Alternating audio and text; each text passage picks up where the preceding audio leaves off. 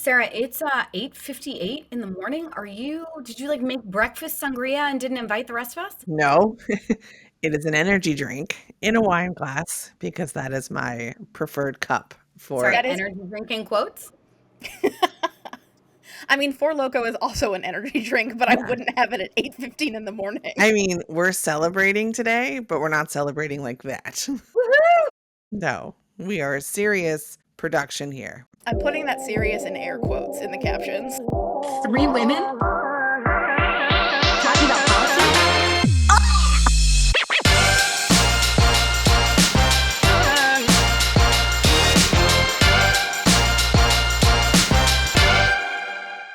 Welcome to Organizing Chaos with Roots to Results, where we're going to unpack the chaos that is politics from an organizer's lens in 20 minutes or less. Why 20 minutes? Nobody's got time for anything else. I'm Meg Simons, creative director at Roots to Results, and I'm here with Roots to Results co-founders, organizers, and all-around political badasses, Laura Miranda Brown. Hey. And Sarah Virgo. Hi. The name is Mamdani. M-A-M-D-A. The name is Mamdani, and we should all learn how to say it because he is officially the next mayor of New York City. Cue applause. Laura, I promise this is not turning into a morning zoo show. I am just excited. Speaking of excited, Mamdani's race is not the only one to be excited about, so let's get into it. Laura, can you give us the lay of the land? In case anyone's phone didn't ring all night long with breaking news alerts, New York City elected Democratic Socialist Zohran Mamdani, who won with 50.4% of the vote, sealing Cuomo's fate. Millions of dollars were spent against him, and Mamdani pulled off basically an Obama-style campaign. It was laser focused on improving everyday people's lives by lowering costs. Does that sound familiar to anybody? Then we've got the New Jersey gubernatorial race right across the river. It was expected to be a squeaker. Like, I live in New Jersey. I was very nervous. I was even surprised to see how many Jack Ciattarelli signs there were in my own neighborhood in a heavily Democratic town. But turnout was wild, and it was a third time's not a charm for Jack. He loses again. Hit the road, man. And hello, Governor Mikey Sherrill, who won with 56.2% of the vote. I think that's what the professional pundits call a decisive win. And the third big news of the night is Virginia's Governor Abigail Spanberger, the first woman to be governor of Virginia, who was so far ahead in the polls. I was getting phone calls from friends yesterday where they were like, what do you think is going to happen? I was like, well, she's going to walk away with it, which is great and such a great feeling. So it was an early call and an early win of the night with what ended up to be an even larger margin than Mikey Sherrill in New Jersey. 57.5% of Virginians voted for her. Every single county in Virginia moved away from the Republican Party. And I think it goes to show just how devastating Donald Trump has been to the economies of both New Jersey and Virginia. My takeaway, if we're going to put on our pundit hat, is the same as it always is. Turnout is the name of the game. It is the difference between winning and losing. And you have to get your voters to feel so invested in the outcome of this race that they can't imagine not going to the polls. It wasn't just Spanberger's amazing win in Virginia, right? They also took the lieutenant governor and the AG. Correct. So it was like a full sweep. Correct. Virginia is really feeling a lot of what is happening at the national level, and especially when you're talking about, the chainsaw Elon Musk took to the federal government, Donald Trump's refusal to pay SNAP benefits, the continued government shutdown. Virginia is particularly vulnerable to what's going on within this administration's policies, and it shows. It shows in every single county in Virginia. And I think also Virginia is probably an important psychological state for the Republican Party, right? Virginia, George Washington lived in Virginia. The founding fathers, so many of them were in Virginia. Virginia is the South, right? It is the South. And to have the South come out and say, we don't like this is a big bruise. For every 2016 election night and 2024 election night, there is a 2025 election night. And politics might kill me because of all of the stress and anxiety and the constant just devotion that it requires to do this properly, but I will never quit it because of the moments last night when polls are starting to close and immediately we see Virginia called because it was so far in advance in favor of Spanberger that there was no chance. That kind of moment being like, wow, like wasn't just a win, it was a really big win. And for people that were sort of saying that it was going to be razor thin and close, myself included, looking at the numbers, I will say I have studied New Jersey and those trends for the last 4 years, and there was an 11% increase in conservative votes across the state. This was not projected to go this way initially. And even up until yesterday, it was sort of like this is going to be like very, very, very close. But it wasn't close at all. It was a landslide, and it was a landslide everywhere in New Jersey, Virginia, New York City. People are broke, they are frustrated, and they are recognizing that Republicans control everything right now. And there is so much dysfunction. The economy, people are feeling like they have less than because they do. They are feeling sicker, they are feeling frustrated, they are scared. And so when you have an alternative of someone saying, I will give you free buses and I will freeze the rent and here's how I'm going to do it.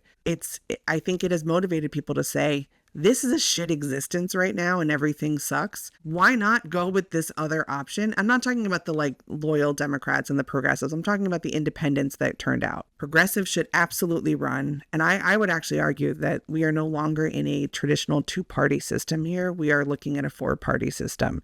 And I think the established Democrats like the Chuck Schumers and the, insert so many names, Hakeem Jeffries, even though there was an endorsement late, I think all of these people should really be looking at themselves to say, this is no longer working. They have some of these answers, and that has to shift for 2026 especially. One meme that I thought was particularly telling last night was, it was like the Steve Carell Office, like crying emotional face. And it was millennials watching Gen Z have their Obama moment last night. And it's true because all over the country, I had people in Montana, I had people in California, I had people in Florida saying, this is America's mayor. This is not someone that we can take for granted. He has the answers to these issues, and he's speaking to people in a way that no one else is right now and hasn't for a very long time. And it was incredible to be in this kind of line of work and to be this political nerd. Yeah.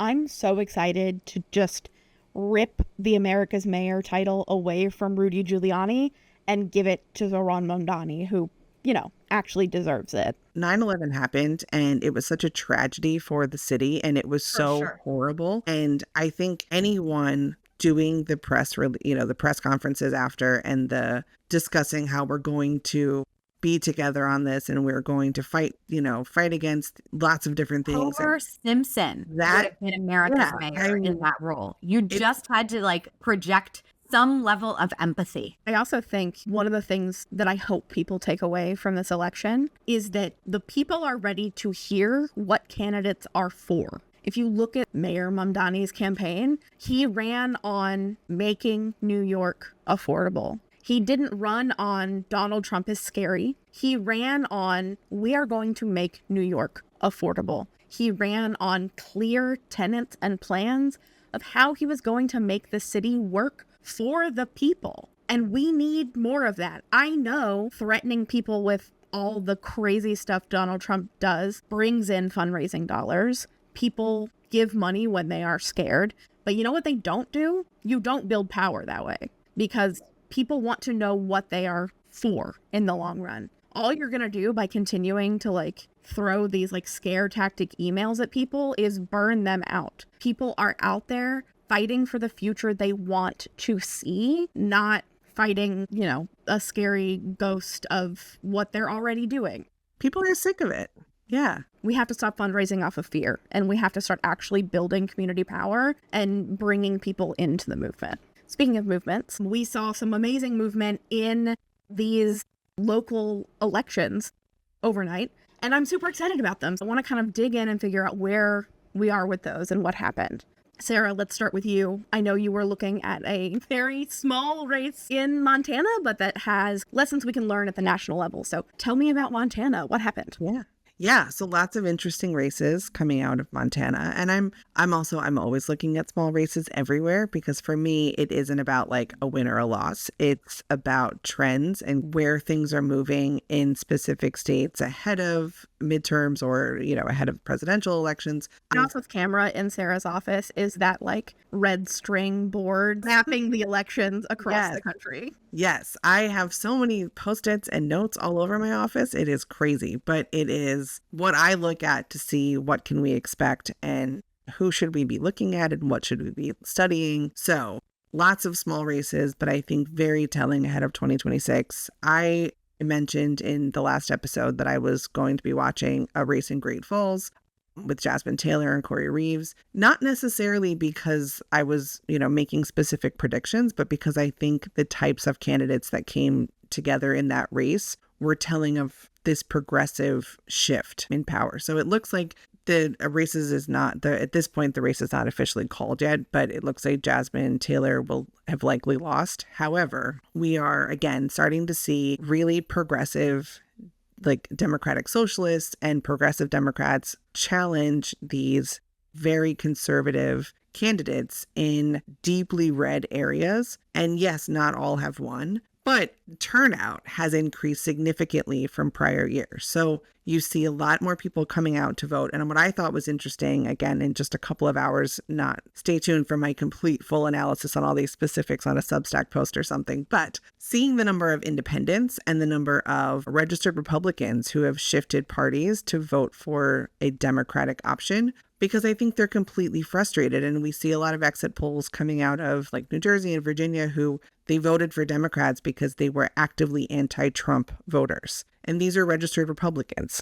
So I think that kind of stuff is very telling ahead of 2026. I think the real takeaway for anyone in any state, Montana or otherwise, is that progressives should not be afraid to run. In New York City, you see a lot of renters and migrant populations coming out to vote, which typically in political strategy circles, those are dismissed voters. Those are the 3s and 4s that never vote or almost never vote. They showed up. Turnout was insane across the country. I think that's very telling also, that to Laura's point, turnout is always the name of the game, and turn people out. You have to motivate them to come out to the polls. And I think we saw a lot of very motivational type candidates this time. And I think that you're seeing a lot more progressives who have basically said, fuck it, I'll run in deeply red states, and they may not always win, but they're coming out and they're making the Republicans at least work and be accountable to their constituents, which is critical. I consider that a win regardless. Yeah. And I mean, if these Republicans are going to have these seats, make them work for it. It is our right to get in there and A, make them work for re-election, and B, we deserve to know what they're doing and to have a say in what they're doing the whole time. If something is happening in your city that you don't like, I want you blowing up the phone of your elected official who's responsible for that. I want you making them put in the work. I want you to I reach want out you to find a different candidate. Yeah, I want you to run for office. Yeah, I want you to run for office or get your best friend to run for office. That's how this changes. Great Falls, Montana is a very small race, literally. There's only like 60,000 people there. Now we're moving on to one of the largest cities in the country, which is Houston, Texas, with a number of candidates to match. Laura, tell us about the 16 people running in the election for the Schrodinger's cat of House districts. How did it go? Feels like feast or famine, right? Like either nobody's running or everybody's running. Well, it went exactly as expected, right? We need somebody to get over 50%. When you have 16 people running, the math is not going to math. So we're off to a runoff that has obviously yet to have a date set. But the top two are Christian Menefee and Amanda Edwards, both of whom are Democrats in a, very heavily Democrat district in Houston. It will be very interesting to see when the date is set, because that will have some fallout, repercussions, whatever word you want to use, for then the campaign that will kick off for the newly redrawn seat. Right? The 18th has gotten redistricted. We went over this. Most of the people who are going to come back out to the polls in this runoff will not then be voting in the Texas 18 ever again. This is just such a strange and chaotic situation, but I'm happy to see two really strong candidates come to the top. There were lots of really great candidates to choose from. Very exciting. I think Jolanda Jones, who came in third, was also an extraordinary candidate, and she came close. I'm going to look at my phone because the numbers are close, right? Christian Menefee gets 19,446 votes. Amanda Edwards gets 17,007 votes. And then Jolanda Jones gets 12,416 votes. These sound like huge numbers, but they really aren't, right? The difference is not that great. And it's once again down to every single vote matters. Every single person who goes to the polls should remember that their vote matters. I think it'll be interesting to see how the runoff goes. It'll be interesting to see which messages each of them choose to campaign on now during this abbreviated and truncated runoff. I think whatever message each of these candidates chooses will be indicative of how Texas is going, right? Will it be they are each focused on a different issue, or are they both going to hammer on the same issue and the slight differences between the two on a policy take? Or are they going to nationalize it, right? Or are they going to not focus on whatever the local issue is and just say, you need my particular vote and my particular style in DC while we hold on and see what happens in November 2026?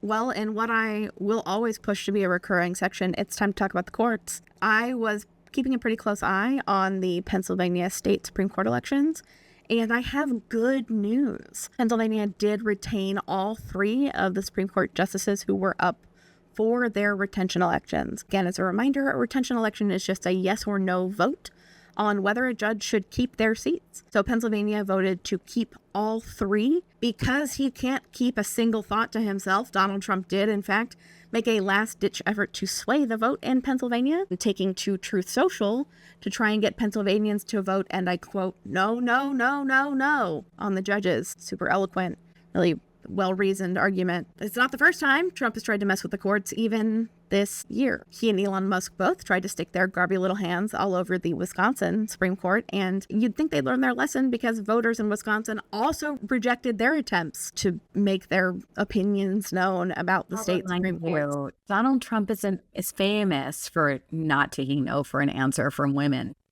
Oh God, that's That part. so true. Yeah, and he continues to do it with the courts. Part of the reason I was looking at these races was because in 2026, 33 states are holding state Supreme Court elections. That's going to be 63 Supreme Court seats and 229 appellate seats. That's a lot of courts. So we're going to have to lot of pay. opportunity.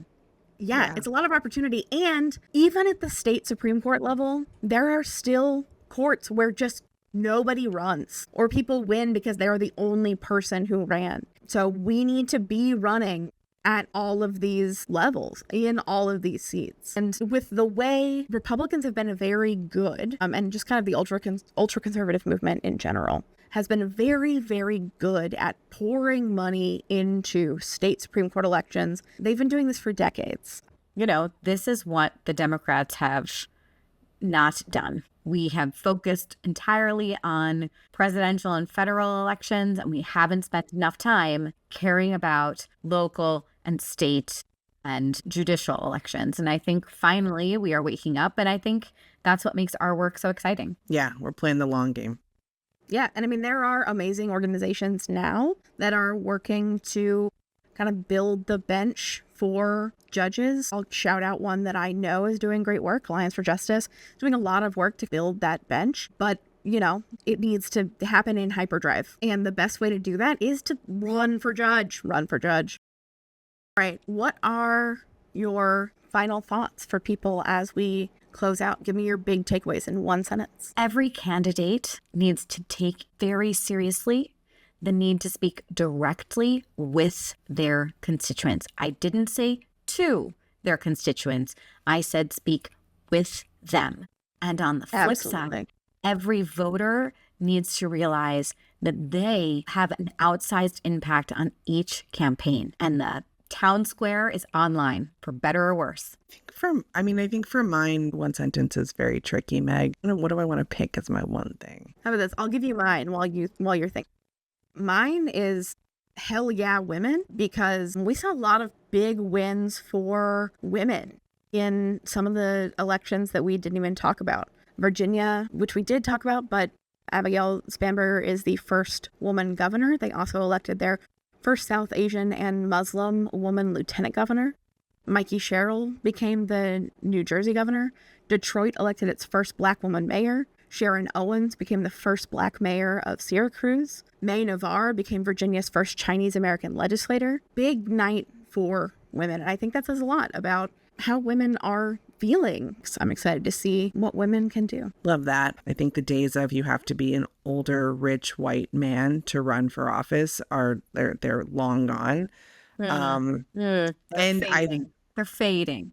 They're fading. Fading. Not well, long. but I don't. Well, yes, the patriarchy is very much alive, but I think the days of people feeling like only those types of candidates can run. I mean, anybody can run for office, but I think for a very long time it was, I don't look like this or this or this, so I can't possibly even put my name on a ballot. I think a lot of people have dismissed that, and now we're seeing a lot of different types of candidates enter the race, which is great. I think that the biggest takeaway probably for when it comes to just messaging is that cost of living and affordability is consistently winning in Democratic races where that has been the focus. And I think that's been very true in the races we saw yesterday. Issues that are around the economy are effective because everyone can relate. There is a real reference point there. So I think keeping that in mind and making sure that you are showing up when there is an opportunity to show up, whether that means voting or running for office, it's going to be critical to restoring some normalcy. But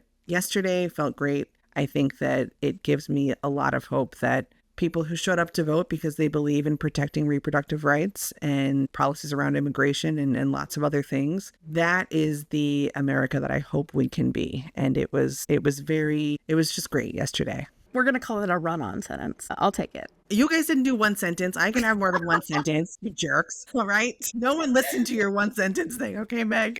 That's a great note to end on. Hey, Meg, now that we're done with the episode, I wanted to say to everybody listening that you guys have gotten very comfortable with hearing our voices once a week. And congratulations. You get one more episode from us next week that is going to be about the government shutdown. Yes, we expect that it will still be shut down next week because Speaker Johnson apparently doesn't believe that Congress should be in session, so there's no chance of it ending. But yeah, look out for that episode next week. And then following that, we will go to our planned schedule of every 2 weeks because we're not professional podcast people. Like, this is not our full-time gig. Our full-time gig is working with campaigns and candidates, and we need to get back to that because I don't know if you've heard, but there's some elections in 2026, and we're going to be pretty busy working on them. Yeah. So we will see you next week, and then we will not see you the week after. So in the meantime, it would be super, super, super helpful if you would like this podcast, write us a review, share it with your friends. We want to talk to more people about elections and running for office and all the cool stuff that makes our democracy work. So you know the things. Like, subscribe, write a review, share, continue Follow. being follow. Download, listen. Yeah. Like, subscribe, share, follow, download, listen. There we go. Ta-da. There's your to-do list. We did it. Right around 20 minutes. Shut up. I'm not docking points for housekeeping stuff. You get your outro today. That's it for this episode of Organizing Chaos. Go outside, touch grass, run for office, and remember, the group chat is only a part of the movement. See you next time. Bye.